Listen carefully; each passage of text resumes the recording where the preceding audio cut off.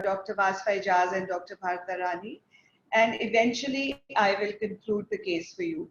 The way you can interact with us is through your messages in the text box, because we cannot have audios on for people. That makes for a lot of confusion, and timelines get disrupted. So any questions that you have in between during the presentation, just type them out. We will keep looking at the chat box, and I will keep on answering them as we go along. So I hand over to Dr. Bharta Rani to describe the case to you.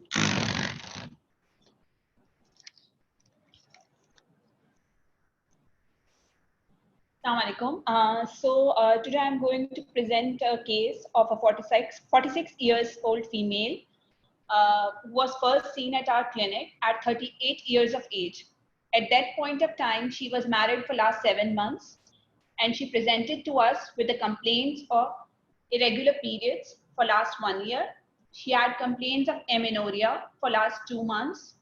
In addition to that, she had complained of increased hair growth over the facial and periareolar region for last 5 years. She had no complaints of galactorrhea or any vision problems. She was getting some fertility treatment at a fertility center because of these problems. Recently, she was diagnosed as hypothyroid during workup for fertility, and she was on levothyroxine therapy when she visited us. So in her family history, her mother had a history of premature menopause at an age of 42 years, and a maternal aunt who also had a premature menopause at an age of 35 years.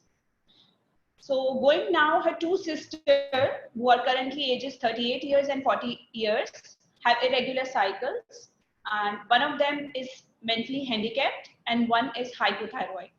She also had a strong family history of diabetes on both the maternal and paternal sides of her family. So when she visited us, she was already on Difeston for the withdrawal bleed. She was started on metformin 250 milligram twice a day, and considering her thyroid function test, she was also started on thyroxine 50 microgram once daily. So examining her, her weight was 54 kilogram, height was 4 feet 9 inches, and BMI was 25.8. Her blood pressure and heart rate was normal. There was no acanthosis on examination. There was no significant facial hair growth visible because she was under hair removal treatment at that point. There was no visible goiter, and systemic examination was unremarkable. So over to you, ma'am. Okay, so you've seen that case. You've seen that case, and you know that there is a youngish woman with a relatively late marriage, and she has irregular periods for the last 1 year. She's being investigated. She's trying to have a baby, and she's just been prescribed some progesterone to help her have withdrawal bleeding, and has been put on metformin, I guess, for, I hope you've noted her BMI, which is only slightly elevated, but she's in the overweight or just about more than overweight category for our population. And she has she has been replaced with her thyroxine at a low dose. So this means that the prime problem at this point in time is subfertility, for which she wants treatment, she wants a baby desperately, and there is a problem with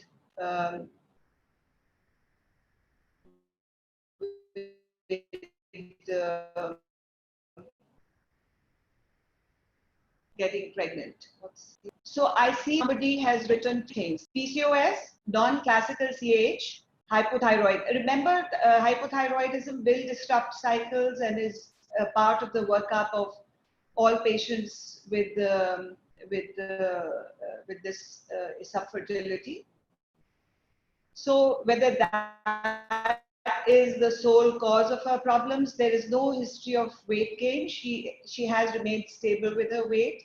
PCOS does not start at 38 years of age or 37 years of age. This is something that starts around puberty, and you would have a history of menstrual irregularity and hirsutism or hyperandrogenism starting around about that time. This woman is first seen 38 years of age. So PCOS is out. So is non-classical CAH. Hypothyroidism is very much in. So somebody has written autoimmune polyglandular syndrome. So at the moment, we have hypothyroidism. We don't know whether there is autoimmunity or not. I see somebody write premature ovarian failure, and we'll go into that terminology in due course. And somebody has written, Sidra Lodi has written premature ovarian insufficiency. Okay, so that's very much in. We know that this ovary is likely misbehaving at age 37, 38. Anything else? Any other ideas?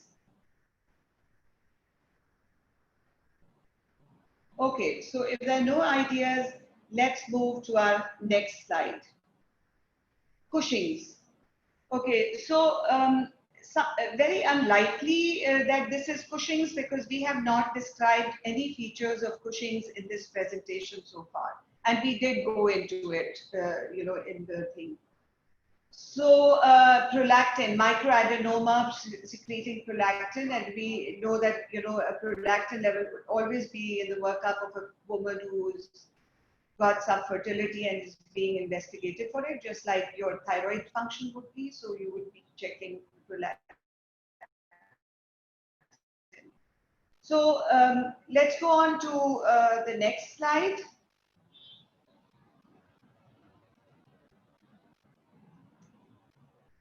So here's our list, and at number 1 position you find pregnancy, and I want you to remember this always. Remember, she is a married woman, she's trying to get pregnant, and for all you know, that period of amenorrhea may be pregnancy. So whenever you begin to investigate these patients or deal with them, then that is the first thing you need to exclude. So we've got that term of premature menopause there, and somebody did mention premature ovarian failure, and those two changes are, terminologies are kind of interchangeable. And then we have premature ovarian insufficiency, we have hyperprolactinemia, and we also have hypogonadotrophic hypogonadism there. Somebody in the previous thing, in the interaction chat box, did mention autoimmune polyglandular syndrome, and that we mainly think about because there is a thyroid issue that has been brought up. So is there an autoimmune problem which is causing this patient to have issues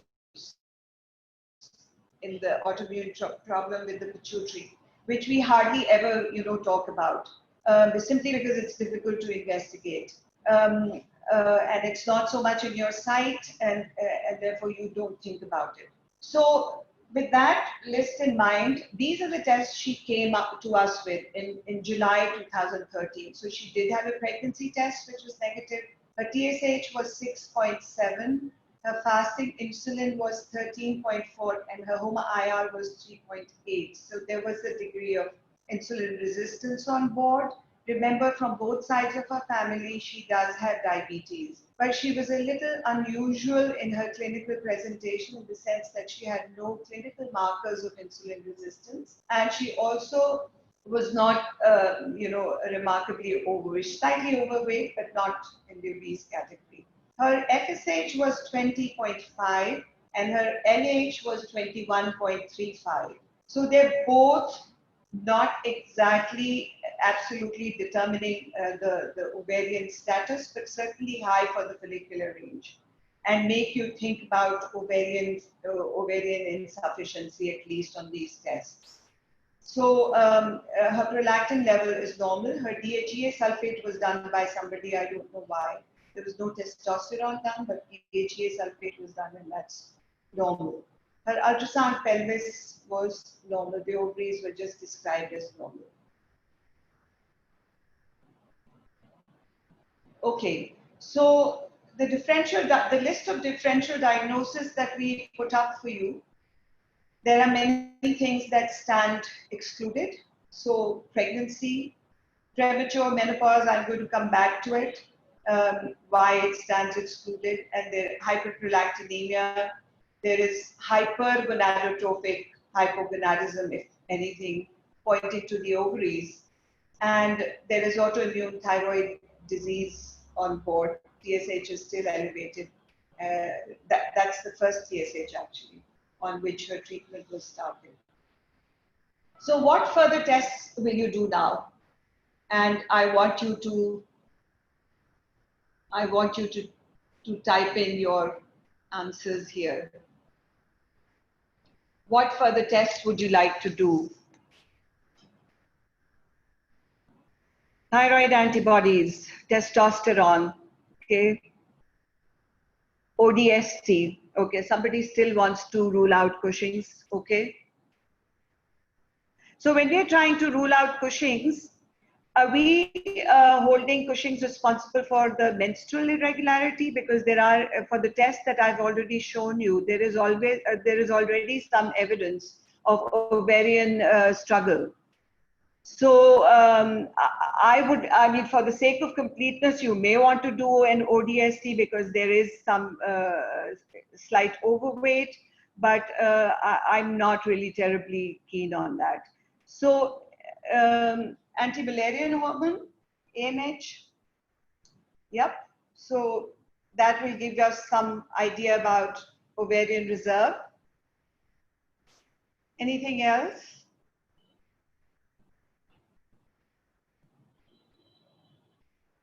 Okay, so if there are no further responses, let's go to the enter.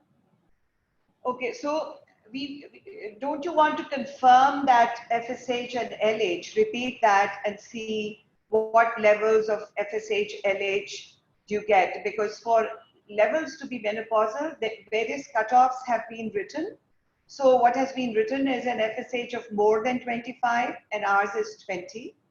And what is described in some literature is an FSH cutoff of 30. And in some literature, it is described as whatever assay you're using. If the FSH is in the menopausal range, then and LH, then that is menopause. So we wanted to repeat the FSH, LH, and of course we wanted to do the estradiol level to see where her estrogen was at. Her AMH, her TSH we wanted to repeat, her testosterone level, of course her thyroid antibodies. And since at the back of our minds, we were thinking of autoimmune disorder with a failing ovary, rather than an ODST, maybe this would be an occasion to either at this point or keep it at the back of your mind that at some point, maybe if there are reasons to think about adrenal insufficiency, you might want to do a cortisol and an ACTH, but maybe not right away. So when we did these tests, what we got, and this is just about a month or a month and a half later. So her TSH is now normal. She had been taking 50 microgram of thyroxine. Her FSH is clearly, FSH and LH are both clearly in the menopausal range. Her estradiol is very low, and her testosterone is within the normalism.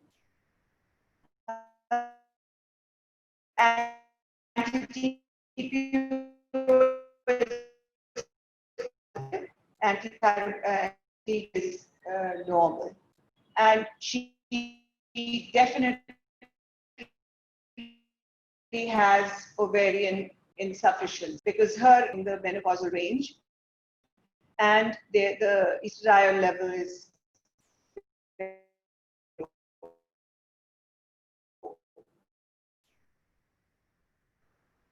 So far, so good. Premature. So at this point, we started her on HRT, and her thyroxine dose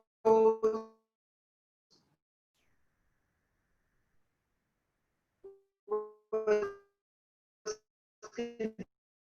continued at the same dose because her TSH is fine, and she was advised. Remember, this woman is with getting pregnant, and now we have to counsel her for the, no, I wouldn't say impossible, but unlikelihood of achieving pregnancy easily now. So it's going to be difficult, although it's not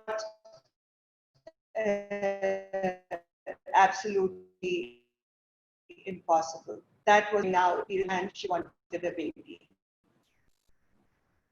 So this woman who who doesn't live in Karachi, is pretty erratic with her follow-ups.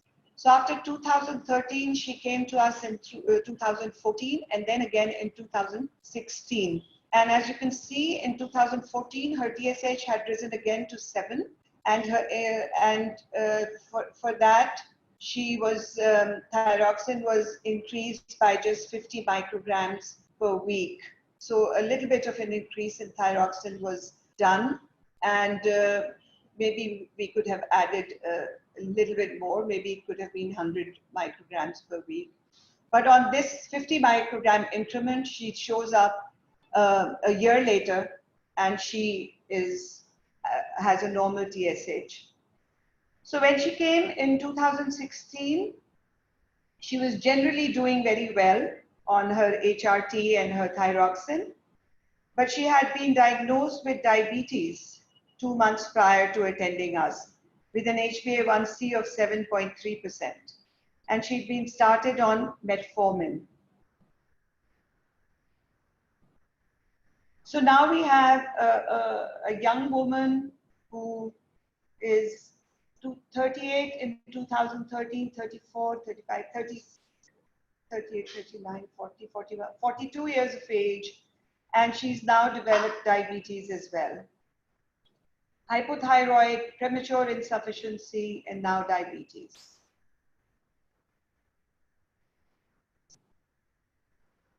After that, she didn't show up for 3 years. She returned in 2019 complaining of hot flashes, even though she's taking her medication, and we can discuss why she's still having hot flashes. And she was also having complaining of some palpitations. So these are symptoms of vasomotor instability as you experience after menopause. And she was still taking her HRT. She was taking her thyroxine, and she was taking metformin. Her usual home glucose monitoring of glucose showed a fasting sugar of approximately 120 milligrams, and random sugar of usually less than 180. So her tests in 2019 showed a TSH of 7.9 this time, and she had an HbA1c of 6.2, so not bad. Her fasting sugar was 114, and her rest of the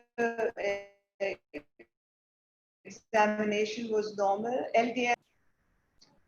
So let's ask you then, what are you going? 2019, she's come to you. She now has, in addition to her premature ovarian insufficiency, her hypothyroidism, which is slightly under-replaced at the moment, and she's now been diagnosed with diabetes. So what would you do next?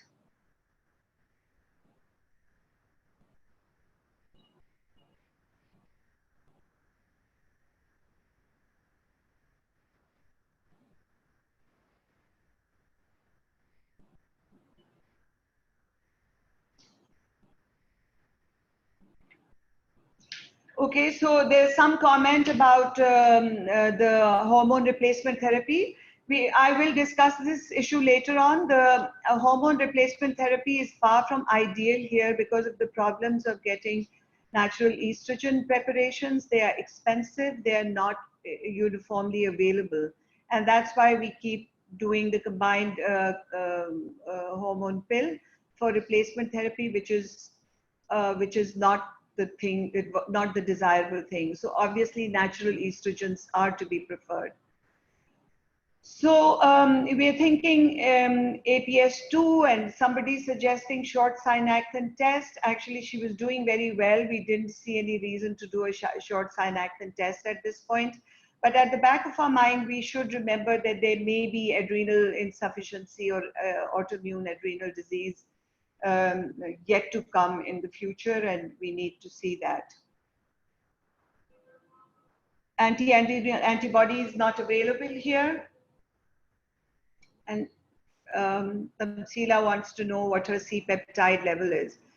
So at the back of our minds, we're still bothered by her diabetes. We find it a little difficult to just label it as type 2 diabetes and move on. Because this is, again, not a typically type of type 2 diabetes patient. And we do know that in this broad basket of type 2 diabetes, we have many different kinds of patients, which, we do not classify them very well. And we need to still think about what kind of diabetes does she have. And since we keep talking about autoimmunity, then, at her age, is she developing LADA, or is she, is her diabetes also autoimmune? So what we did here was we increased her dose by 50 microgram per week again. And we did do her C-peptide and fasting insulin to try and classify her diabetes better.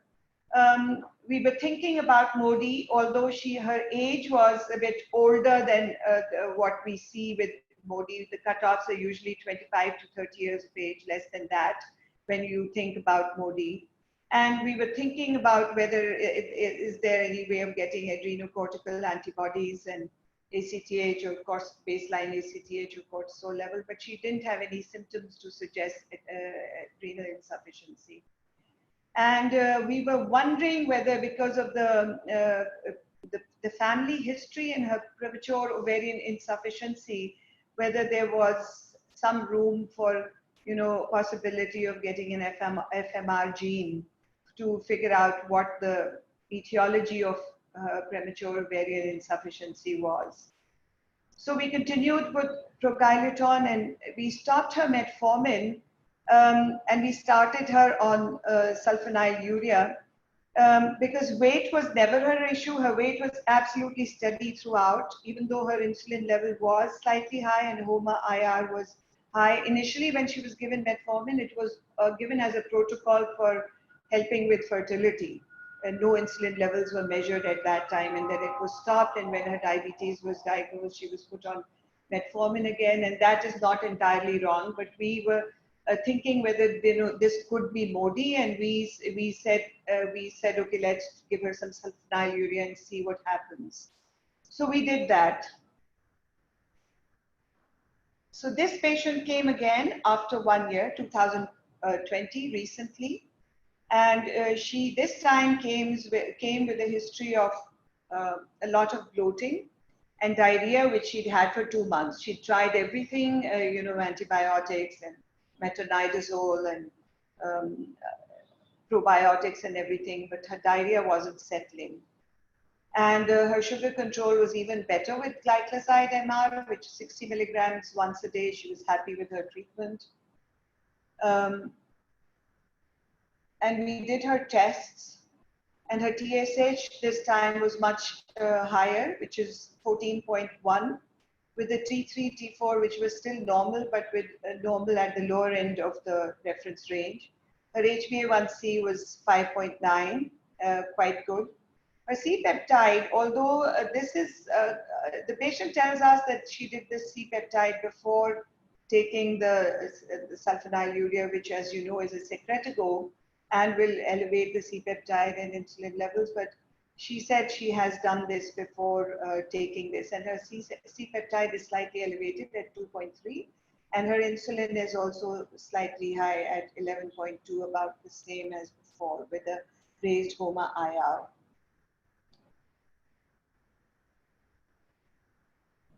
So this time we increased her dose of thyroxine by 100 micrograms per week.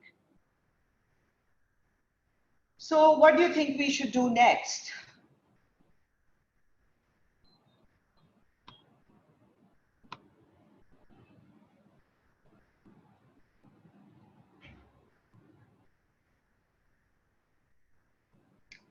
So we have straight away there rule out celiac disease. Celiac serology, Para says. Okay.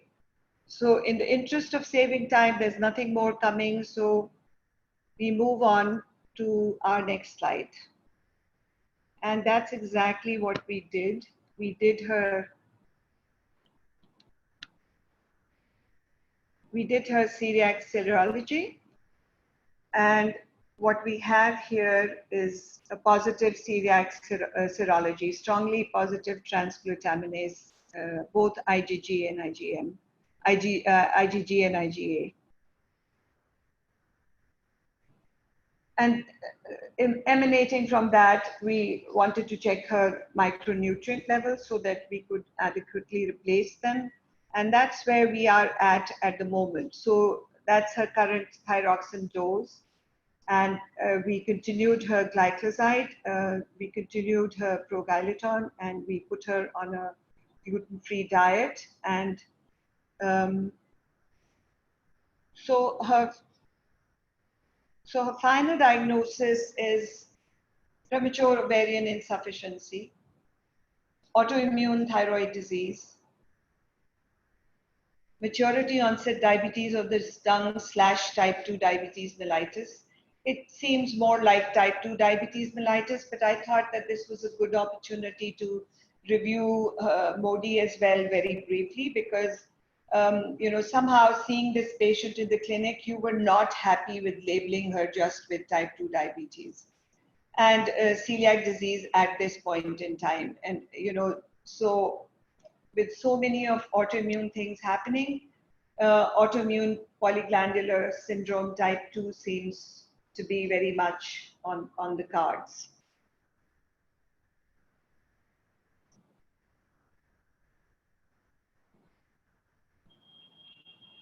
But somebody says APS type 3 actually. We'll see where it fits in. We're going to review the subject a little. Okay, so I'm going to hand over to Dr. Bharta now to speak about a little about premature ovarian insufficiency, and then we'll move along with further discussions. So actually, what is premature ovarian insufficiency? It is actually hypergonadotrophic hypogonadism, a patient presenting before the age of 40 years. Symptoms are very much similar to the menopause, which occurs naturally, and symptoms are menstrual disturbances, either oligomenorrhea or amenorrhea, and symptoms of estrogen deficiency that includes hot flashes, dryness of the vagina, osteopenia, osteoporosis, increased cardiovascular morbidity or mortality. Previously, the terms premature menopause and premature ovarian failure were used for these premature ovarian insufficiency, but they were relatively inaccurate, because it is a spectrum of disorder and is a continuum of impaired ovarian function. And some patients with POI may intermittently produce estrogen and ovulate. Even they can conceive and have a normal pregnancy, but this may occur even many years after the diagnosis. Some patients may experience intermittent resumption of the regular cycles as well.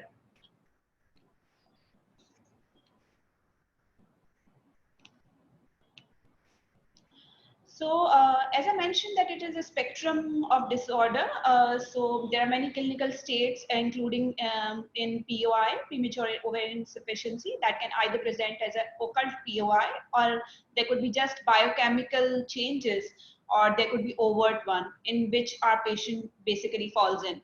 So occult one, patient usually has normal cycles, but the reduced fertility and low AMH level, whereas FSH level is entirely normal. In biochemical form, there is a raised FSH with a reduced fertility and low AMH, but the cycles are normal. And in overt POI, the cycles would be either irregular or absent, with a reduced fertility, low AMH, and a raised FSH level. So there are multiple causes of POI, but they are broadly classified into two categories that according to the pathology involved in these conditions, there could be either accelerated follicular atresia or there could be abnormal follicular stimulation. So the conditions which causes accelerated follicular atresia include the genetic defects.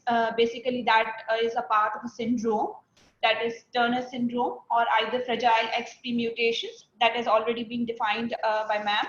That the basic thing about fragile X is that you can find a family history of mental retardation, that is a male in the family could have mental retardation.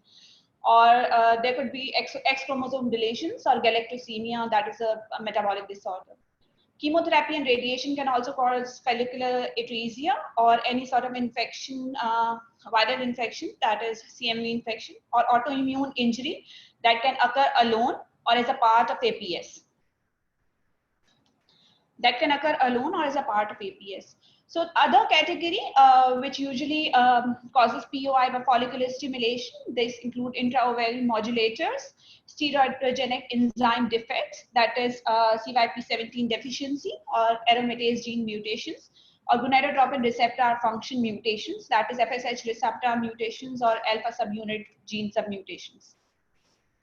So basically, these are the diagrammatic presentation of symptoms and sequelae of POI. First of all, in the immediate phase, patient may present with the menopausal symptoms because of the estrogen deficiency, that is vasomotor symptoms, hot flushes, night sweats, and there would be menstrual disturbances, or there could be low libido, dyspareunia, or vulvovaginal atrophy. It affects the mood of a person as well, or can cause sleep disturbances, insomnia, irritability. In the long term, this POI can cause the cognitive impairment as well, along with the increased risk of cardiovascular disease, increased risk of autoimmune disease if the cause of POI is autoimmune, that is adrenal or thyroid gland may be involved. It is a major cause of infertility. It can also weaken the bone, causing osteopenia and osteoporosis and premature mortality as well. So how to treat? First of all, the management of POI includes the first basic step, that is giving the hormone replacement therapy, HRT, to the patient as early as you could. So first of all, how to like decide what kind of HRT is needed by the patient. So there are a few steps which I have shown in the form of a flow chart. First of all, you have to consider either there are any contraindications to HRT, that is patient is having any hormone sensitive tumors. You should refer the patient to a specialist. If no, then you have to give HRT until the age of 50 years. That is a natural age, that is the age for natural menopause. So you have to consider either if there is pubertal induction required or not. If it is required, then refer the patient to some fertility center. If no, then you have to consider if the patient has uterus or not. If the patient doesn't have a uterus, then you can just continue with a continuous estrogen pill. If the patient doesn't have any history of previous hysterectomy, then you have to consider that she requires fertility or not. If she doesn't require fertility, then the best option would be, of course, combined oral contraceptive pill. But the question arises when the patient especially requires fertility.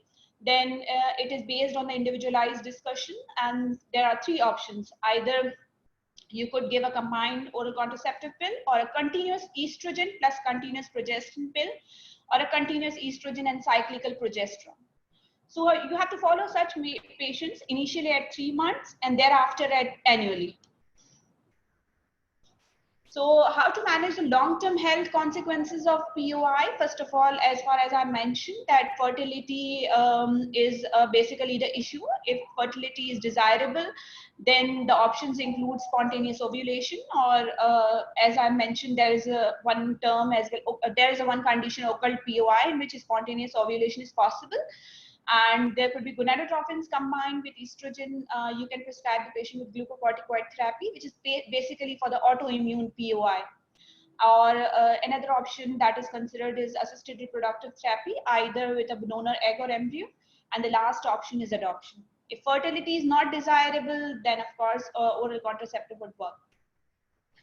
Then osteoporosis, you have to screen the patient at initial visit with DEXA scan, and considering that, you have to modify your treatment and lifestyle interventions and depletion of vitamin D.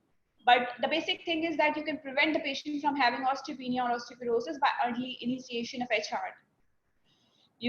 Similarly, you can prevent the patient from having cardiovascular disease or then by early initiation of HRT, and you should screen and treat for cardiovascular risk factors.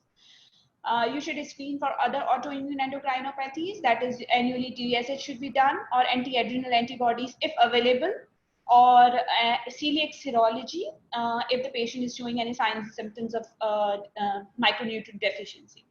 Address specific causes of POI, that is either this could be a part of syndrome, as I mentioned, that would be Fragile X or Turner's syndrome. So over to you, Dr. Wasfa. So I'm now going to ask Dr. Wasfa to discuss a little bit about her diabetes, and we are basically not suggesting that she has MODY, but we have taken this opportunity to very briefly go into the discussion of MODY, and Dr. Wasfa Aijaz is going to do that just now briefly. Awesome. Thank you so much, madam. Okay, good afternoon, everyone. Before briefly describing the majority onset diabetes of the young, I'll be, this is a very nice diagram for the classification of the diabetes. So basically diabetes has been classified with these terms of the monogenic diabetes and the polygenic. Type 1 and type 2 diabetes comes under the umbrella of the polygenic, whereas in monogenic diabetes, we have neonatal diabetes and the maturity onset of diabetes, that is MODY. So overall, up to date, 14 genetic defects have been described, out of which 6 most common 6 genetic defects comes under the umbrella of the MODY, and these further have been classified as glucokinase shift defects, defects in the transcription factors, which makes the bulk of these cases presenting with the MODY, and then the MODY X, which is 13%, and these genes remain unclassified. But among the transcription factors, we have hepatocyte nuclear factor 1 alpha, 4 alpha, 1 beta, and insulin promoter factor, and neurogenic differentiation factor 1. And out of these, the most common MODY type is the HNF1 alpha, which comprises of 63%, and it was previously described as the MODY type 3. So coming to our topic, that is MODY. So I'll be describing the most common 6 types of the MODY, which were previously described as maturity onset diabetes of 1 to 6, but now they have been giving the names according to their genetic defects. So genes involved in the MODY basically regulate the pancreatic beta cell development, function, and regulation. And mutation in these genes leads to the impaired glucose sensing and insulin secretion. Hence, there is no defect in the action of the insulin. Out of these genetic defects in type 1, we have hepatocyte nuclear factor 4 alpha, which is less than 10% frequency, and the beta cell defect leads to the reduced insulin secretion in response to the glucose, but there remains a normal renal threshold for the glucose. And yes, there is risk of micro and as well as macrovascular complications, but the treatment is simple monotherapy with the sulfonylureas, and these patients usually do well with the sulfonylureas. Another genetic defect is the glucokinase, which comprises of 15 to 31%. When there is defective GCK molecule, there is increased blood glucose levels are usually more than the normal blood glucose levels, and in fact higher blood glucose levels are necessary to elicit the normal levels of the insulin secretion. But these patients usually remain stable and or may have fasting hyperglycemia, and often are diagnosed during routine screening and this disease is really not progressive. There's also no risk of the complications, and they usually treated with the diet alone, modification of the diet. Another type, which is main type of this MODY, and this is known as the hepatocyte nuclear factor 1 alpha defect. There is abnormal insulin secretion in response to the glucose, but there is low renal threshold for glucose. So the most common feature we may come across is the glycosuria in these patients even before the diagnosis of the diabetes. And yes, there is risk of the micro and macrovascular complications, and again, this type is very effectively treated with the sulfonyl ureas. Then there is another rare form of the MODY, which is insulin promoter factor 1. In this genetic defect, there is reduced binding to the insulin gene promoter, and there is reduced activation of the insulin gene in response to the hyperglycemia. So there is pancreatic agenesis in homozygotes, and with the less severe mutation, it results in the mild diabetes or even may lead to the latent autoimmune diabetes of the adults, that is commonly known as the LADA. And yes, there is risk of micro and macrovascular complications as well. So basically, there is a risk of complications on all kinds of the diabetes, on all kinds of the MODY, but only GCK is the one type which remains stable, and these patients really do well. For the hepatocyte nuclear factor 1 beta, it is also rare. But this hepatocyte nuclear factor 1 beta basically is also has some expression in the proximal ureter of the kidneys. So this type also involves in the renal involvement. This type has renal involvement as well. And renal dysplasia, pancreatic atrophy, which can be picked up on the CT scans, renal dysplasia, which can be picked up during fetal development on the ultrasounds, renal cysts. Hence, it is affected with the PKHD1 gene in the renal kidneys, which is also involved in the development of the polycystic kidneys. So this may lead to the renal cysts in these patients as well, renal insufficiency and the low magnesium. And this type is treated with the insulin. Then there is another rare form of the MODY, which is neurogenic differentiation factor. It leads to the. So coming to the important point, who should be screened for MODY and how to differentiate between the different types of the type 1, type 2 diabetes and MODY. So for screening of the genetic screening of the MODY, we must have this high index of suspicion. That is, there should be a family history. Familial inheritance is the autosomal dominant, and more it runs in more than 2 generations. These patients are usually non-obese, age is less than 25 years of age, and the islet cell antibodies are negative. And before proceeding that, if they have any evidence of the hyperglycemia or established diabetes, then we may go for the genetic testing of the MODY, but this is not available here.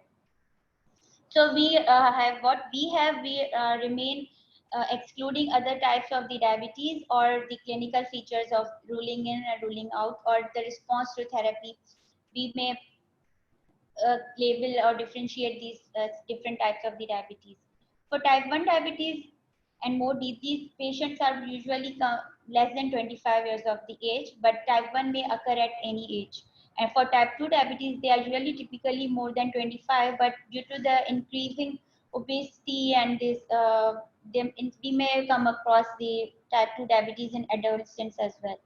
Weight is usually type 1 diabetes are thin, but maybe overweight and obesity at diagnosis becoming more common. Whereas in type 2 diabetes, more than 90% are at least overweight. In MODY, the weight is similar to the general population. Autoantibodies are present in the type 1 diabetes, but they are absent in the MODY and type 2 diabetes. There is insulin dependency in type 1 diabetes, but there is no insulin dependency in type 2 and MODY. But over the due course of time, the type 2 diabetes patients may require insulin, and as well as the patients with MODY. They may require diabetes when there's, although there is no defect in their insulin action in MODY. This is the very important point to remember. Insulin sensitivity is normal in patients with type 1 diabetes when controlled, but it is decreased in type 2 diabetes and normal in MODY as well. But decrease if the patient is obese. There is family history of diabetes in type 1, which is infrequent 5 to 10%. For type 2 diabetes, it is frequent 75 to 90%. For MODY, it is a bit complex. It is multi-generational since it has autosomal dominant pattern of familial inheritance, so more than 2 generations are usually affected. Risk of diabetes ketoacidosis is high in type 1 diabetes, but for type 2 diabetes and MODY, it is low. So it is very important to differentiate MODY from type 1 diabetes because these patients are non-obese, less than 25 years of the age.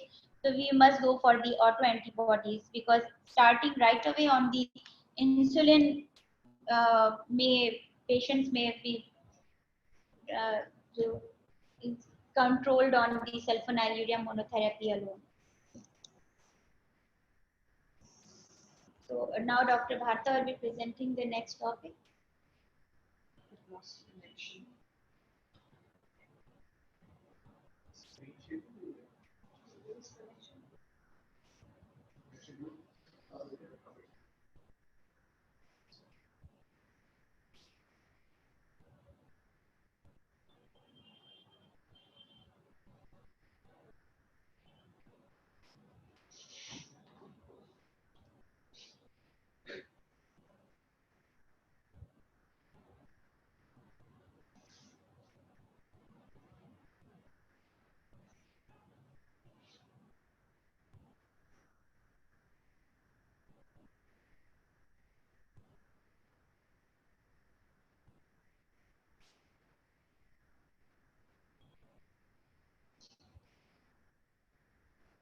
Technology.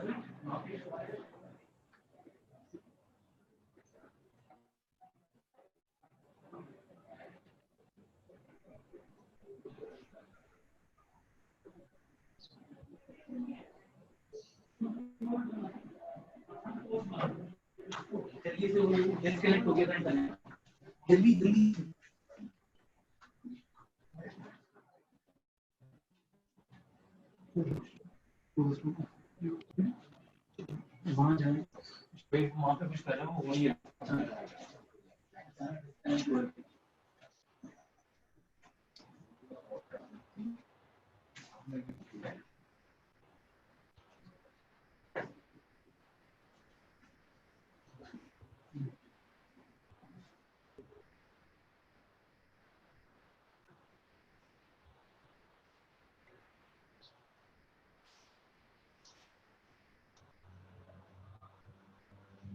अगर वहाँ से लोग connected है तो कहना चाहिए कि they just try to get back on.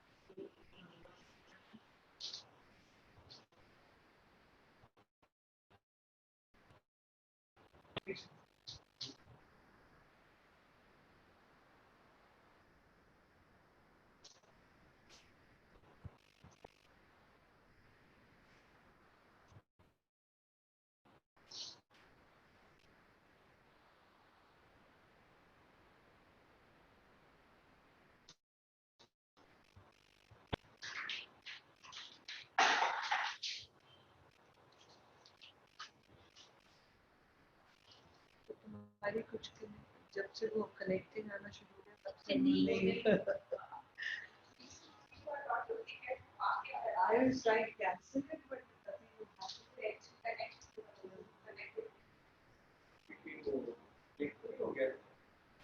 नहीं स्लाइड ही चेंज और डिस्कनेक्ट हो भी तो कनेक्ट हो जाए ना दोबारा, ये तो कनेक्ट भी नहीं हो रहा। मुझे याद भी नहीं पता नहीं किस स्लाइड लास्ट स्लाइड चलिए हाँ वही है तो टॉपिक को हाईलाइट आईडी बता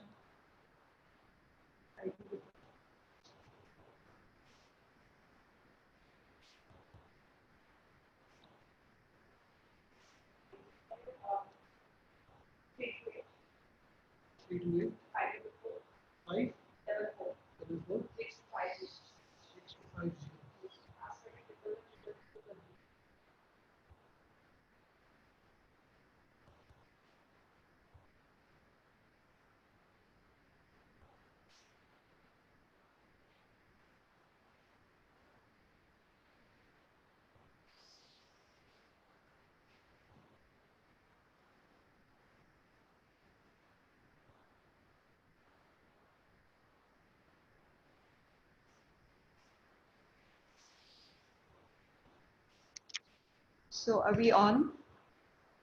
हो गया मेरा on? Okay, Ji, I'm sorry for that interruption. No fault of ours. The internet broke down, but we're back on again. I hope we have all our audience with us. We're nearly done. Yes. And I'm going to ask Dr. Bharta to very briefly about autoimmune polyglandular syndrome, which is a key factor in the case that we have presented. Modi was just so that, you know, we covered the whole thing, not that we're suggesting that this patient has some form of Modi. It is a good thing that we're not doing metformin. We hadn't given her metformin because that would have confused the diarrhea, and I wouldn't give it to her now because, you know, with the celiac disease on board, it would always be confusing to evaluate her diarrhea if she were to have that with metformin. So Dr. Bharta is now going to talk about autoimmune polyglandular syndrome. Defining autoimmune polyglandular syndrome. Recently, this article has been published in New England Journal of Medicine, and this is driven from that. It is APS1 and APS2 and IPEX. IPEX is basically abbreviated as immunodysregulation, polyendocrine, entropathy, X-linked, which is actually X-linked. And the finest thing about this autoimmune polyglandular syndrome is that it has all modes of inheritance, that is X-linked, autosomal dominant, and autosomal recessive as well. So the main manifestations of APS1 includes Addison's disease, hyperparathyroidism, chronic mucocutaneous candidiasis, whereas APS2 includes Addison's, autoimmune thyroid disease, and type 1 diabetes. So someone mentioned in the chat box that Addison's is a must thing to present. It's not the thing. Actually, there could be sequential presentation of manifestations. It's not necessary that all of the manifestations arrive at some at a time simultaneously. So the other IPAX includes autoimmune enteropathy, neonatal type 1 diabetes, and eczema. The other associated manifestations in APS1 includes POI, thyroid disease, immune-mediated diabetes, gastritis, enteritis, malabsorption, pancreatitis, pneumonitis, vitiligo, and nail dystrophy. Whereas APS2 includes POI. So our patients fills three of them, that is having autoimmune thyroid disease, celiac disease, and POI. Whereas IPEX has other associated manifestations of thyroid disease, hemolytic anemia, and thrombocytopenia, specifically the blood disorders. The typical time of onset for APS1 is childhood or adolescence. For APS2, it's adolescence to adulthood. So more of our patient falls in this category, and IPEX usually presents in infancy. And the prevalence of APS2 is highly prevalent among the three. Whereas treatment is according to the disorder which the patient usually presents with. If it is POI, then HRT. If it is for candidiasis, then antifungal therapy or immunosuppressive therapies could be tried for hepatitis, malabsorption, nephritis. Bone marrow transplantation is the main treatment for IPEX. And for complications, it depends on the manifestations, which is usually patient presenting to you with. Either there could be adrenal and hypocalcemic crisis in APS1 because of hypoparathyroidism, or in APS2, usually patient can present with adrenal crisis and complications of diabetes, and IPACs usually infections.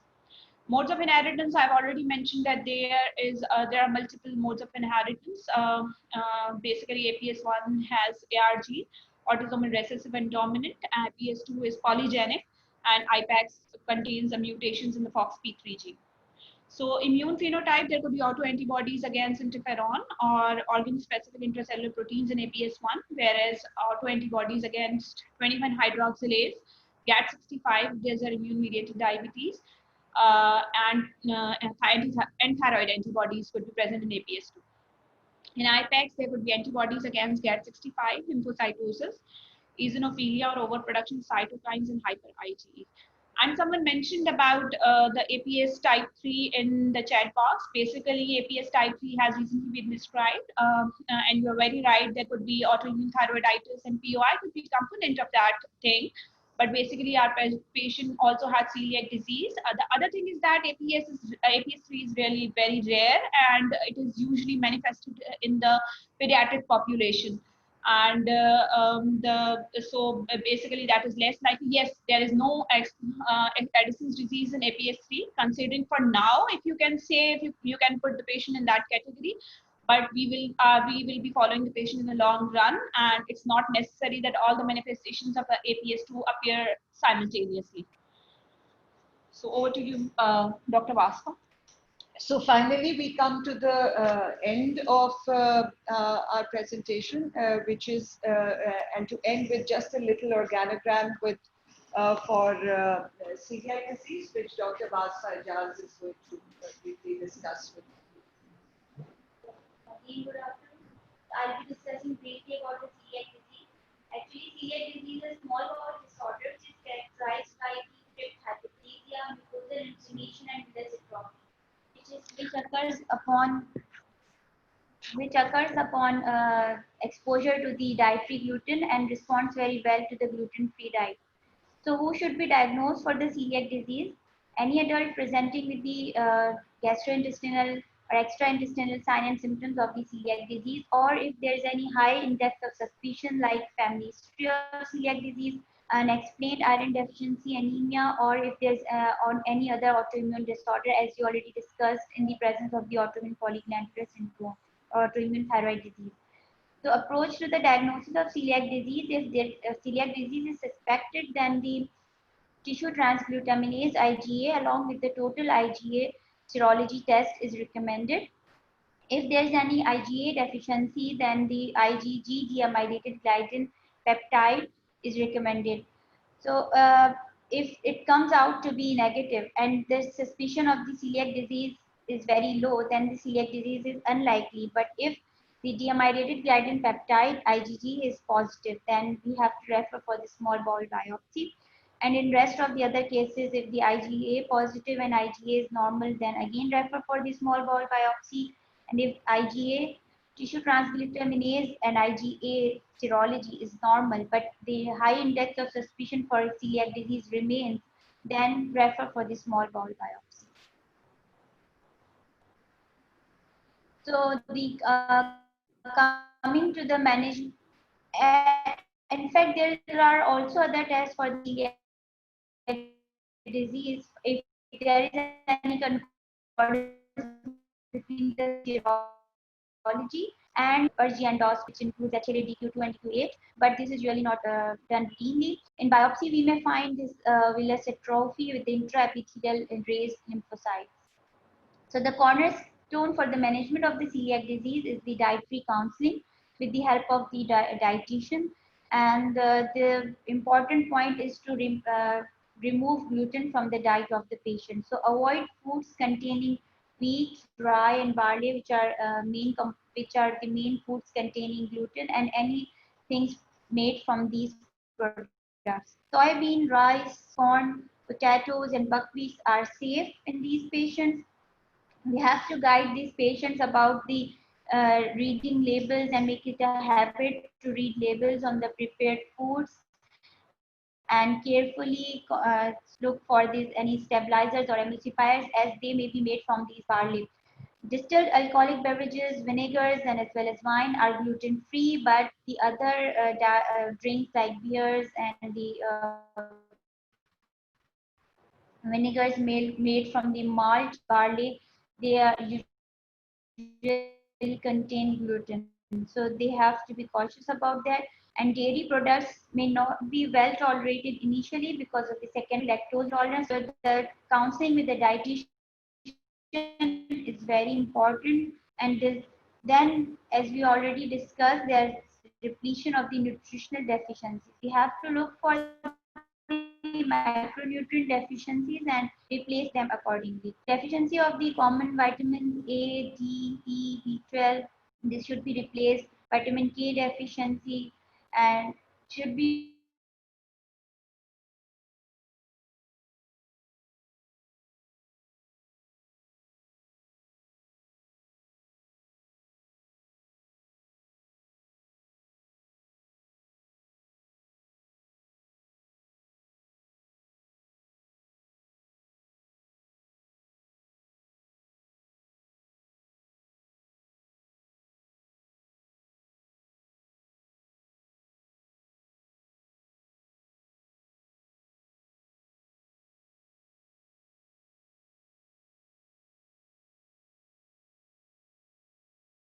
replaced with the with the celiac disease. And there's very common skin manifestations of the celiac disease, which is dermatitis herpetiformis, and it responds well to the gluten-free diet and Dapsone. So for follow-up of these patients, the symptoms improve very rapidly with this gluten-free diet, but the histology may take time because of the more involvement with the proximal intestine as compared to the distal one. And again, we have to order these biochemical tests 4 to 6 weeks after the gluten-free diet.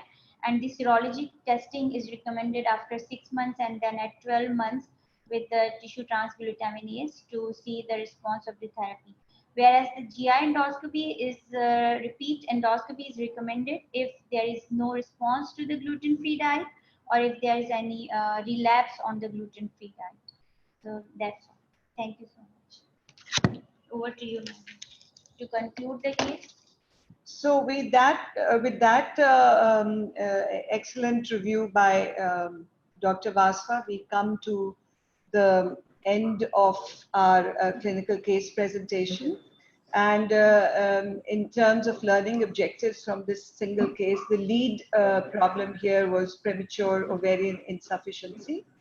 And I hope we have clarified the difference between menopause and premature ovarian insufficiency and how they need to be treated differently. So unfortunately, because of the non-availability of natural estrogens, which are very expensive also, we are compelled to use the oral contraceptive pill for HRT as well.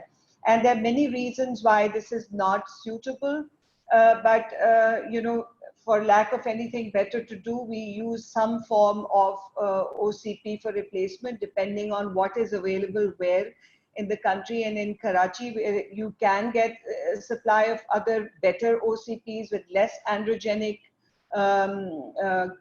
progesterones, which are the later generation of progesterones. But in other places, you may have to make do with it. And this patient comes from somewhere in the interior of Sindh. So the important thing about HRT in premature ovarian insufficiency, or even for that matter in menopause, is that if you want to replace estrogen, then you want to replace estrogen for throughout the cycle. If you use the OCP, most OCPs that are available here have the estrogen for the first 11 days and progesterone for the next 10 days, which means that not only for the gap of 7 days, but for the 10 days of progesterone therapy, the patient is literally without estrogen. And remember the objectives of replacing estrogen. One of the main objectives is, of course, other than vasomotor symptoms, patients may experience that. And this is what our patient was also experiencing. She was still having hot flashes, and you would expect her to do that, you know, in the last 10 days before the period, because she wouldn't be having any estrogen at that time. So it is a good time to kind of reassess, even using not naturally estrogen, but maybe putting a Mirena coil in for contraception and as estrogen replacement. And that is the later generation of progestogens, which are not androgenic, and then do just an estrogen tablet, like something like Proginova, which is actually still estradiol valerate. But that is what we have. That would probably a better way of doing it. So in a OCP is not the right HRT for women, although these are used interchangeably, and in the guidelines they're also mentioned interchangeably, but an OCP is not good replacement therapy. This woman now has adopted a baby or two, so having a baby is not an issue. It is not right for us to leave her without hormones on the chance that she might ovulate, say in 5 years down the road or 2 years down the road, because this woman is going to lose her bone density. And to get that bone density back would be very difficult, because, even if you give her bisphosphonates, you would at the most give it for 5 years. And then, strengthening her bone would be a major issue. So she needs her estrogen, and we have to give it to her somehow. But 5 to 10% of these women may be pregnancy, and it depends on how. In that case, what would be important is maybe to do hyperstimulation. Her FSH-LH is still at the moment sky high, but periodically this ovary might start functioning, and therefore it is a good idea to just replace them. Think about artificial reproduction technology, and a donor egg may be an idea, but other than that, some form of proper HRT with estrogen throughout the cycle, rather than the intermittent estrogen preparations. And yes, of course, with preparations that are not androgenic or less androgenic. The other learning point from this is the autoimmune thyroid disease. And as you may have seen with her replacement and the small increments, and coming sometime with the slight TSH elevation and then settling down on a very small increment, just tells you that the function of thyroid is fluctuating. And this is not a completely failed thyroid gland. She is still making some thyroxine of her own. And at this stage, dose adjustments are quite difficult. Because the endogenous thyroid hormone production is still there. So, and hence the small dose adjustments, but eventually you expect that this thyroid is going to fail completely and then not be there. So she seems to be to fit into type 2 diabetes, a bit unusual, currently on sulfonylurea. I would be a bit, despite the high insulin level and HOMA-IR, I would be reluctant to give her metformin, because that might make monitoring her celiac disease with regards to symptoms a little more difficult. So that and celiac we've already talked about. The pneumococcal vaccine we often forget, but that is required, and we think she may well be in the category of APS2. We cannot get the adrenal antibodies, so we have to either screen her with a morning cortisol or cortisol and an ACTH, depending on how symptoms arise, warn her about the symptoms, and take it on from there. But from this conglomerate of symptoms, with some phenomenon that are autoimmune in nature, so the premature ovarian insufficiency looks like that's autoimmune. So is the thyroid disease, so is the celiac disease, but her diabetes appears to be something else. And therefore, we need to be very cautious and careful, and these patients, with these kind of patients, and they need a very close follow-up as time passes. So in the end, I would like to conclude with what I feel is a very important message for our nation, and that is controlling our population, planning families properly, so that we have a population size that is in keeping with our. Are we disconnected?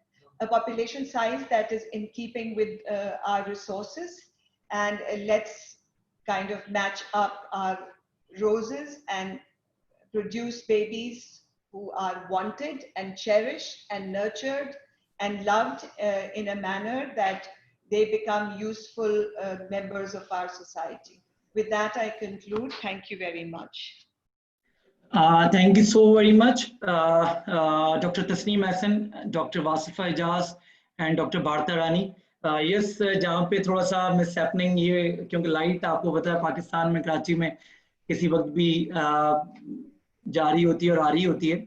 यहाँ पे आप अगर अपनी screen यहाँ पे अगर stop करें तो it was really wonderful session. Comments जो यहाँ पे कॉलीग्स के रिसीव हो रहे हैं बहुत ही अच्छे कमेंट्स यहाँ में रिसीव हुए हैं थ्रू आउट अक्रॉस पाकिस्तान. मैं ये चाह रहा था कि अगर screen stop, yes screen stop हो गई है, तो मैं यहाँ पे जस्ट एक आपसे शेयर करना चाह रहा था कि इस वक्त जो कमेंट्स हैं, yes which is very much important, which boost up our energy of this endocrine training forum. इसमें अगर हम देखें तो डॉक्टर वलिया हैं, डॉक्टर सलीम्स हैं, Dr. Adnan hai. It was a very good day, really informative session. This is all about the speaker session जो Dr. Tasnim और उनका panel. Madam, once again बहुत शुक्रिया कि इतना ही informative session across Pakistan लोगों ने इसको enjoy किया और हमसे ये request आई है कि इस recorded session को जो है वो हमसे शेयर किया जाए. तो once again across Pakistan thank you all medical fraternity कि उन्होंने इस सेशन को ज्वाइन किया. yes, जहाँ पे important चीजें हैं हम आपसे बिल्कुल शेयर कर रहे होंगे. once again thank you Dr. Tasnim Ahsan, thank you all of you. इंशाल्लाह next episode endocrine training forum के लिए हम आपसे फिर जो है कांटेक्ट होगा. अभी जो आपकी क्यूरीज हैं, क्वेश्चंस हैं, वो हमने आपके नोट कर लिए हैं. वो यकीनन हम इस सेशन के थ्रू जो हमारा डायबिटीज टीवी जो ऑफिशियल पेज है हम उस पे इस सेशन को रख रहे होंगे और वहाँ पे तमाम आंसर्स को क्वेश्चंस को रिप्लाई कर रहे होंगे. Thank you so very much to all our participants and our guest. अस्सलाम वालेकुम टू ऑल.